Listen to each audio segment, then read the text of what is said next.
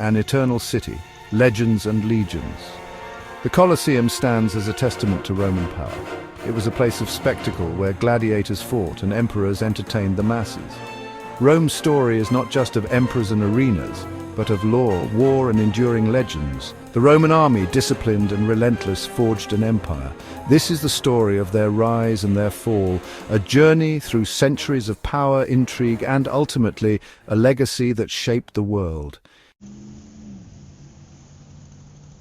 Before the city of Seven Hills, the Italian peninsula was a patchwork of diverse cultures. Etruscans, skilled in metalworking and divination, held sway in the north. Greeks had established colonies in the south, bringing their philosophy and art. In Latium, a region of central Italy, lived a people who would become the founders of Rome. It is here, amidst rolling hills and fertile plains, that the story of Romulus and Remus unfolds, a legend that speaks to the very heart of Rome's origins. Legend tells of twin brothers, Romulus and Remus, abandoned as infants and raised by a she-wolf. They grew to found a city on the banks of the Tiber River. A dispute arose and Romulus killed Remus, becoming the first king of Rome in 753 BC. Thus began the Roman kingdom, a period shrouded in myth and legend. 7 kings ruled in succession, each contributing to the city's development. Numa Pompilius, the second king, established religious institutions and priesthoods. Servius Tullius, the 6th king, is credited with organizing the army and conducting the first census. In 509 BC, the last king of Rome, Tarquinius Superbus, was overthrown.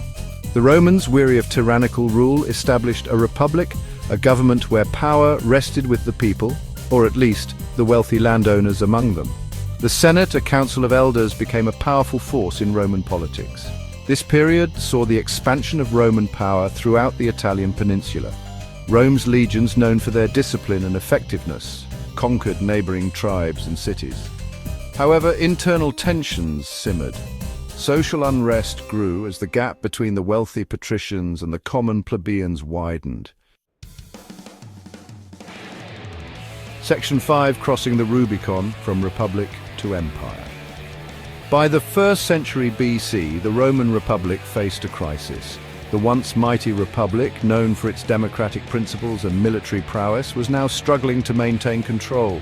Political corruption was rampant, and the gap between the rich and the poor widened, causing social unrest. Internal strife, ambitious generals, and social unrest threatened to tear it apart.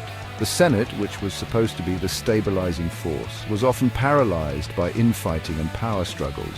Julius Caesar, a brilliant military strategist and charismatic leader, emerged from the chaos. His ability to inspire his troops and his tactical genius made him a formidable force in Roman politics and military affairs. His conquests in Gaul expanded Roman territory, but his growing power alarmed the Senate. They feared that Caesar's popularity and military success would undermine their authority and lead to the end of the Republic. In 49 BC, Caesar crossed the Rubicon River, an act of defiance that plunged Rome into civil war. This bold move was a declaration of war against the Senate and marked the beginning of a new chapter in Roman history. Caesar emerged victorious but was assassinated in 44 BC. His death was the result of a conspiracy by senators who believed they were saving the Republic from tyranny. His death marked the end of the Republic and the beginning of the Roman Empire. Augustus Caesar, his adopted heir, would go on to become the first emperor, ushering in a new era of Roman dominance and imperial rule. Section 6. The Pax Romana, Zenith of an Empire. Octavian, Caesar's adopted son, later known as Augustus, emerged as the first Roman emperor. His reign ushered in a period of unprecedented peace and prosperity known as the Pax Romana. The empire reached its zenith under emperors like Trajan, who expanded its borders to their furthest extent.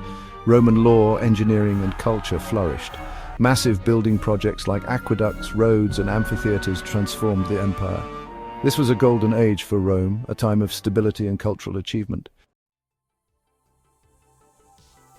Section 7. The Empire unraveling seeds of decline and fall. The Roman Empire, despite its apparent strength, was built on shaky foundations. Its vast territories were difficult to manage, and the sheer size of the empire made it vulnerable to external threats and internal decay. Internal strife, economic problems, and constant pressure from barbarian tribes weakened its core.